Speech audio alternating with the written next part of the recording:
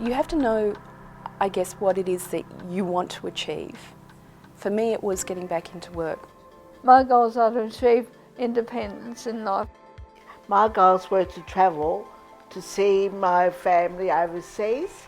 My other goal is to stay here at home with my husband and close to my family. The NDIS is incredibly exciting. It's the biggest social reform that we're going to see, and for people with multiple sclerosis it really is turning their lives into something new. It's important for people to begin to understand what the NDIS offers and to engage in it.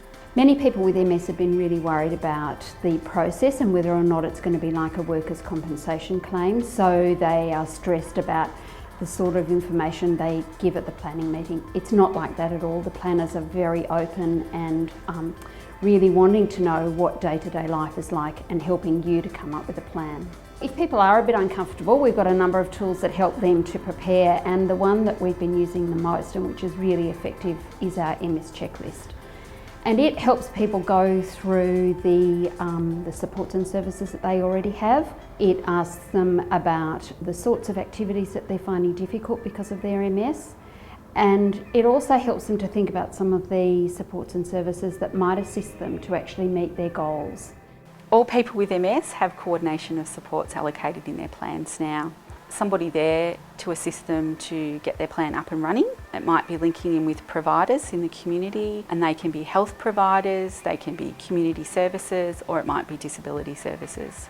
Usually during the conversation with NDIS, some people will ask me to go along and support them during that meeting. The conversation usually starts off by asking people what their goals are, and then with the planner they then look at what supports might be needed for them to achieve their goals. What's important is about giving people with disability choice and control, engaging them in being involved in community, and I think, building their capacity to be independent. Sometimes people with MS don't see themselves as having a disability, but if they've got any functional impairment at all, it might mean that they can join the NDIS. I really encourage people to get involved in understanding the NDIS and taking an interest, because one day that may be relevant to them, to a family member or to a friend. So I'd encourage people, if they want to talk about the NDIS, know a little bit more, visit our website, but also call our MS Connect line and have a chat to somebody.